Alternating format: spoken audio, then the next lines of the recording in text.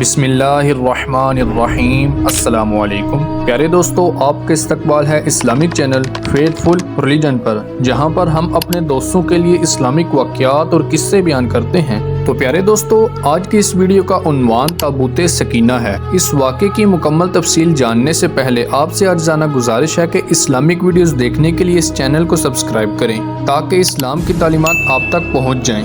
تابوت سکینہ جو کہ ایک بابرکت صندوق تھا، جس میں حضرت موسیٰ اور حضرت ہارون علیہ السلام کی مقدس چیزیں تھیں اور بنی اسرائیل کے لیے اللہ تعالیٰ کی طرف سے سکون اور رحمت کا ذریعہ تھا۔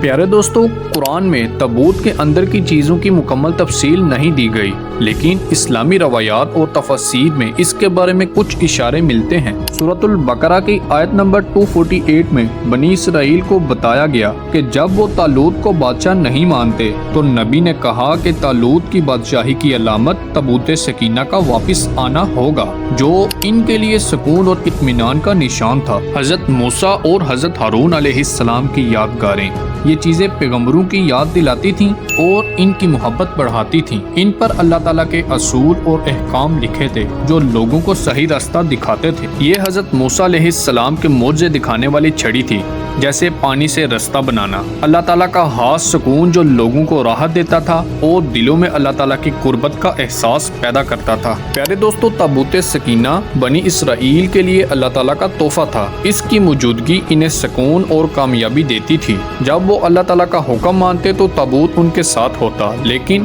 گناہ کرنے پر یہ تابوت ان سے دور ہو جاتا۔ جب بنی اسرائیل نے طالوت کی بادشاہی میں شک کیا تو اللہ تعالیٰ نے تابوت سکینہ واپس بھیج دیا، جسے فرشتوں نے اٹھا کر ان کے سامنے رکھ دیا تاکہ انہیں اللہ تعالیٰ کی نشانی سے سکون ملے اور وہ طالوت کو بادشاہ مان لیں۔ پیارے دوستو، تابوت سکینہ کے بارے میں مختلف کہانیاں ہیں، لیکن اس کے بارے میں کوئی پکی معلومات نہیں ہے۔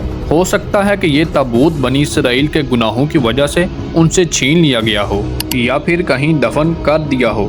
پیارے دوستو، اس ساری کہانی کا خلاصہ یہ ہے کہ تابوت سکینہ جو کہ ایک مقدس صندوق تھا، جس میں اللہ تعالیٰ کی برکتیں اور نشانیاں تھیں، جو بنی اسرائیل کے لیے سکون کی علامت بھی تھا۔ آخر میں اللہ تعالیٰ سے دعا ہے کہ اللہ تعالیٰ ہم سب کو دین کی سمجھ عطا فرمائے۔ پیارے دوستو، اگر آپ کو ہماری ویڈیو اچھی لگی ہے تو اس کو دوستوں کے ساتھ شیئر کریں اور مزید اسلامک ویڈیوز اور واقعات کے لیے اس چینل کو سبسکرائب کریں تاکہ اسلام کی تعلیمات اور واقعات آپ تک پہنچ جائیں۔ ملتے ہیں اگلی ویڈیو میں، تب تک اللہ حافظ۔